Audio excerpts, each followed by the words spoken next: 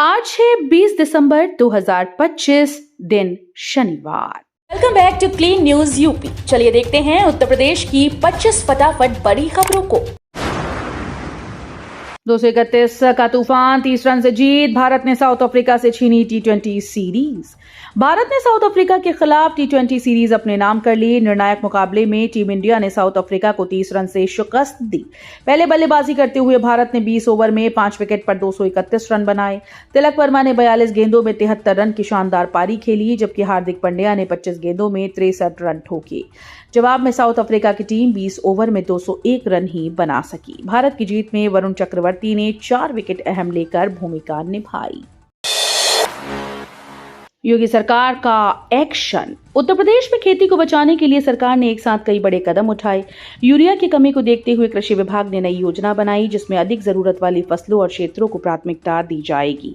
वहीं मृदा परीक्षण रिपोर्ट ने चिंता बढ़ा दी है, जहां 95% नमूनों में नाइट्रोजन की कमी पाई गई। इसी बीच योगी सरकार ने खाद की कालाबाजारी पर सख्त रुख अपनाते हुए अफसरों की सीधी जवाबदेही तय की। एलडीए फ्लैट खरीदारों को बड़ी राहत, बदला मेंटेनेंस शुल्क का नियम।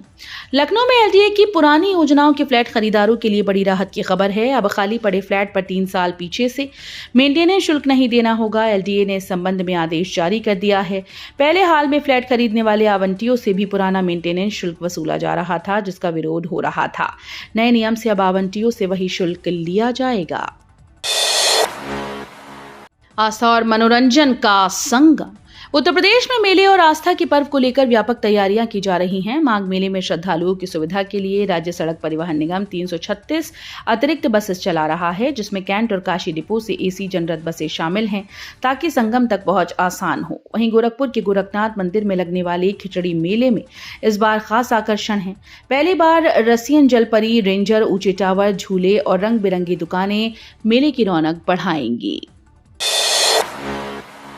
यूपी में बिजली कनेक्शन होगा सस्ता, 2026 में उपभोक्ताओं को बड़ी राहत। उत्तर प्रदेश के बिजली उपभोक्ताओं के लिए राहत भरी खबर है। वर्ष 2026 में नया बिजली कनेक्शन लेना सस्ता हो सकता है। Electricity supply code review panel की सब कमेटी बैठक में बिजली कनेक्शन से जुड़ी विभिन्न विद्युत सामग्री की दरों पर विस्तार से चर्चा हुई। अब नियामक आयोग जल्द ही इन दरों को अंतिम रूप देगा। माना जा रहा है कि नए प्रस्ताव से आम उपभोक्ताओं पर आर्थिक बोझ कम होगा। फसल खराब होने पर राहत। बदलते मौसम ने किसानों की चिंता बढ़ा दी है। कन्नौज में असमय बारिश, ओलावृष्टि और तेज हवाएं फसलों को भारी नुकसान पहुंचा रही हैं। फसल बर्बाद होने के बाद सबसे बड़ी परेशानी मुआवजे और बीमा क्लेम को लेकर होती है। ऐसे में किसानों के लिए राहत भरी खबर है। प्रधानमंत्री फसल बीमा योजना के तहत यदि फसल नुकसान की सूचना 72 घंटे के भीतर दी जाती है, तो किसानों को पूरा बीमा लाभ मिल सकता है। यूपी में बड़ा निवेश। उत्तर प्रदेश के गोरखपुर के लिए बड़ी औद्योगिक खुशखबरी है। कंज्यूमर इलेक्ट्रॉनिक्स की दिग्गज कंपनी वीडियोकॉन धुरियापार में 1100 करोड़ रुपए का निवेश कर विशाल प्लांट लगाने जा रही है। कंपनी ने गीडा से 50 एकड़ जमीन की मांग की, जहां एलईडी टीवी, फ्रिज और मोबाइल फोन का निर्माण होगा। पहले से प्रस्तावित अदानी सीमेंट और कैंपा कोला जैसे प्रोजेक्ट्स के बीच ये निवेश औद्योगिक कॉरिडोर को नई मजबूती देगा। ऑक्सीजन सिलेंडर के साथ विधानसभा पहुंचे सपा विधायक, प्रदूषण और कफ सिरप पर सरकार को घेरा। उत्तर प्रदेश विधानसभा के शीतकालीन सत्र के पहले दिन ही सियासी पारा चढ़ गया। समाजवादी पार्टी के विधायक जाहिद बेग ऑक्सीजन सिलेंडर और कोडीन युक्त कफ सिरप लेकर विधानसभा परिसर पहुंचे।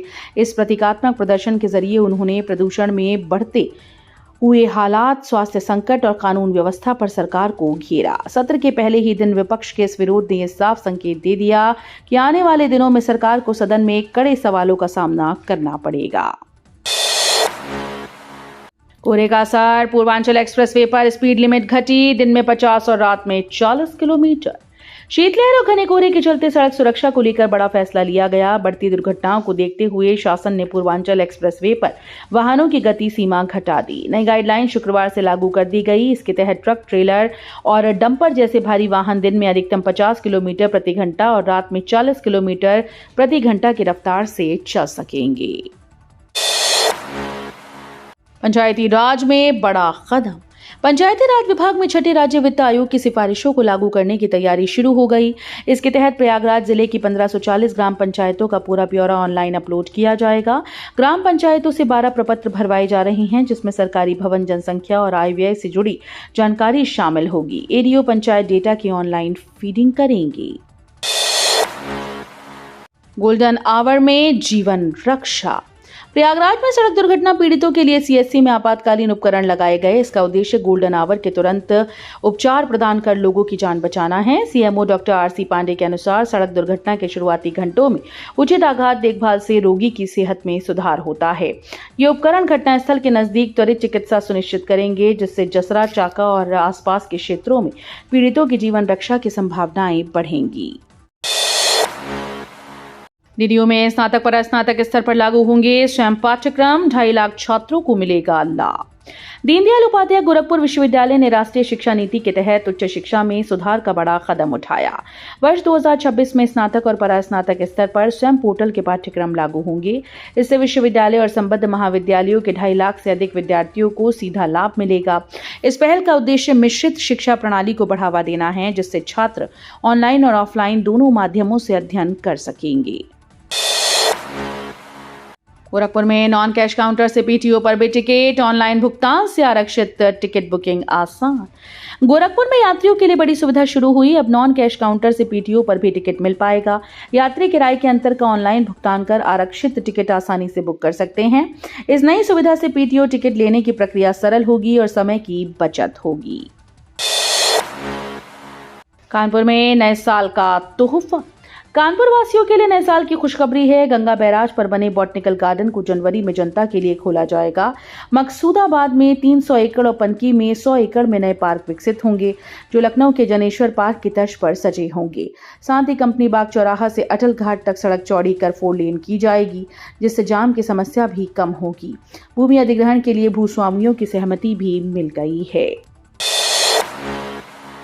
यूपी बोर्ड 2026 परीक्षा केंद्रों की सूची जारी। 22 दिसंबर तक आपत्ति दर्ज करा सकते हैं। उत्तर प्रदेश माध्यमिक शिक्षा परिषद ने वर्ष 2026 की हाई स्कूल और इंटरमीडिएट परीक्षाओं के लिए प्रस्तावित परीक्षा केंद्रों की सूची जारी कर दी। संत कबीर नगर में इस वर्ष 94 केंद्रों पर 55,214 परीक्षार्थी परीक्षा देंगे। पुराने 79 केंद्रों में बदलाव कर 22 नए विद्यालय जोड़े जाएंगे। क्षेत्रीय सचिव मुन्नी अली ने बताया कि किसी भी आपत्ति को 22 दिसंबर तक परिषद की वेबसाइट पर दर्ज कराया जा सकता है। परीक्षाएं 18 फरवरी से 12 मार्च तक आयोजित होंगी। अलीगढ़ में टीचर से आवारा कुत्तों का डेटा जुटाने को कहा, ड्यूटी नहीं। उत्तर प्रदेश के अलीगढ़ में परिषदीय स्कूल के शिक्षकों को सड़कों पर घूमने वाले आवारा कुत्तों और प्रभावित स्थलों की गिनती से जुड़े आदेश पर सफाई दी गई। जिला बेसिक शिक्षा अधिकारी ने स्पष्ट किया कि शिक्षकों को कुत्तों की गिनती करने की ड्यूटी नहीं दी गई है, केवल उनसे आवारा कुत्तों और प्रभावित क्षेत्रों के संबंध में विवरण उपलब्ध कराने को कहा गया है। इस कदम का उद्देश्य नगर में कुत्तों की समस्या पर ठोस जानकारी एकत्र करना है। यूपी बार काउंसिल का सख्त कदम। उत्तर प्रदेश बार काउंसिल ने इलाहाबाद हाईकोर्ट में प्रस्ताव रखा कि पुलिस रिकॉर्ड में हिस्ट्री शीटर या गैंगस्टर के रूप में दर्ज वकीलों की प्रैक्टिस लाइसेंस को निलंबित किया जाएगा। कोर्ट ने पुलिस को निर्देश दिए कि वकीलों के खिलाफ दर्ज आपराधिक मामलों की पूरी सूची थानावार प्रस्तुत की जाए। वहीं हाईकोर्ट ने जूनियर वकीलों की आर्थिक स्थिति को देखते हुए एक मामले में मासिक गुजारा भत्ते की राशि घटा दी। यमुना सिटी में 130 औद्योगिक भूखंडों का आवंटन निरस्त करने की तैयारी। यमुना सिटी में 130 औद्योगिक भूखंडों का आवंटन निरस्त किए जाने की तैयारी है। यमुना विकास प्राधिकरण ने उन आवंटियों को नोटिस जारी किया था जिन्होंने अब तक भूखंड की रजिस्ट्री नहीं कराई। सेक्टर 24-24 से 28, 29, 32, 33 में कुल 366 औद्योगिक भूखंडों के आवंटियों को 21 नवंबर को नोटिस भेजे गए थे। आवंटियों को 10 दिन का समय दिया गया था।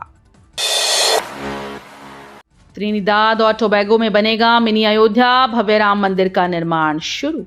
रामनगरी अयोध्या के बाद अब त्रिनिदाद और टोबैगो में मिनी अयोध्या के रूप में भव्य राम मंदिर का निर्माण किया जाएगा। ये जानकारी जयपुर फुट यूएसए के चेयरमैन और एनआरआई प्रेम भंडारी ने दी। रामलला के दर्शन और पूजन के दौरान उन्होंने बताया कि त्रिनिदाद में बनने वाले राम मंदिर के लिए प्रभु श्री राम की प्रतिमा पहले ही वहां पहुंच चुकी है। ये प्रतिमा अयोध्या के रामलला की प्रतिमा से मिलती जुलती है। यूपी में ठंड और कोहरे का कहर। उत्तर प्रदेश के उत्तरी हिस्सों में भीषण ठंड और शीतलहर का कहर जारी है। श्रावस्ती में कक्षा 8 तक के स्कूल का समय बदल दिया गया ताकि बच्चों को सुबह जल्दी निकलने में जोखिम न उठाना पड़े। वहीं अंबेडकर नगर में डीएम अनुपम शुक्ला ने कक्षा 1 से 12 तक के सभी सरकारी और निजी स्कूल्स को 20 दिसंबर को बंद रखने का आदेश दिया। लगातार खराब मौसम और जीरो विजिबिलिटी के चलते ये कदम छात्रों की सुरक्षा सुनिश्चित करने के लिए उठाया गया है। YouTube 5 लाख सब्सक्राइबर पर प्रयागराज में बड़ा महाभंडारा आयोजित। प्रयागराज के सुपर क्लाइमेक्स एकेडमी ने YouTube पर 5 लाख सब्सक्राइबर पूरे होने पर छात्रों और स्थानीय लोगों के लिए विशाल भंडारे का आयोजन किया। इस कार्यक्रम में 5000 से ज्यादा लोग शामिल हुए, पूरी सब्जी का आनंद लिया। भीड़ इतनी अधिक थी कि 1.5 किलोमीटर लंबी लाइन लग गई और व्यवस्थाएं चरमरा गई। कोचिंग संस्थान के कर्मचारी और बाउंसर डंडों के साथ मोर्चा संभालते रहे। अगले हफ्ते ट्रांसपोर्ट नगर फिटनेस सेंटर शुरू, वाहन मालिकों को मिलेगी राहत। ट्रांसपोर्ट नगर में अगले हफ्ते नया फिटनेस सेंटर शुरू होने जा रहा है। इससे वाहन मालिकों को फिटनेस जांच के लिए दूर BKT ATS तक नहीं जाना होगा। हाल ही में transport Nagar inspection and certification centre बंद किया गया था। BKT में ऑटोमेटेड टेस्टिंग सिस्टम शुरू होने के बाद INC को बंद किया गया। ATS पूरी तरह से निजी एजेंसी के द्वारा संचालित होगा। मायावती का बड़ा दावा। बहुजन समाज पार्टी की राष्ट्रीय अध्यक्ष मायावती ने पार्टी की राष्ट्रीय बैठक में कहा कि संगठन की ताकत और अनुशासन बसपा की सबसे बड़ी पूंजी है। उन्होंने वोटर लिस्ट को शुद्ध, निष्पक्ष और त्रुटि रहित बनाए रखने पर जोर दिया और कहा कि इसमें कोई लापरवाही, भेदभाव या राजनीतिक हस्तक्षेप स्वीकार नहीं होगा। मायावती ने पदाधिकारियों को निर्देश दिए कि वे इस प्रक्रिया पर कड़ी नजर रखें।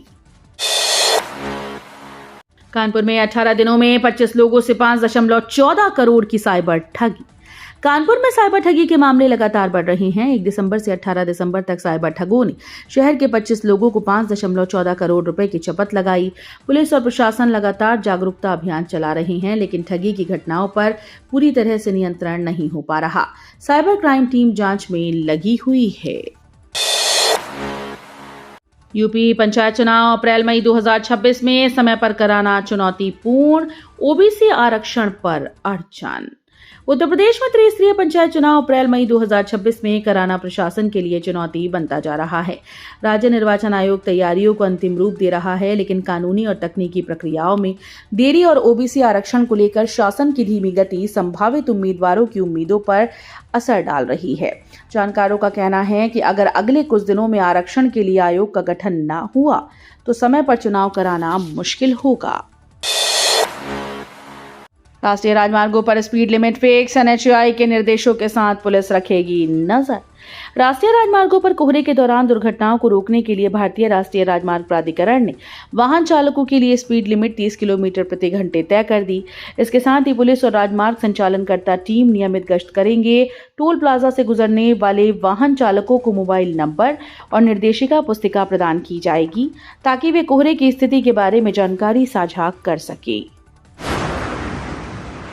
नए साल 2026 पर यूपी पुलिस का सख्त अलर्ट, शोर शराबे पर लगेगा लगाम।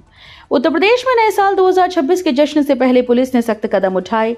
राज्य में ध्वनि प्रदूषण को नियंत्रित करने के लिए सुप्रीम कोर्ट के नॉइज पॉल्यूशन नियम 2000 के तहत निर्देश जारी किए गए। लखनऊ, आगरा सहित कई जिलों में होटल, रेस्टोरेंट, पार्टी आयोजकों के साथ बैठकें हुई। DCP सैयद अली अब्बास ने साफ किया कि नियमों की अवहेलना करने वालों के खिलाफ कार्रवाई की जाएगी। तो ये थी आज की 25 फटाफट बड़ी खबरें। अगर आपको न्यूज पसंद आई हो तो वीडियो को लाइक और शेयर जरूर करें। धन्यवाद।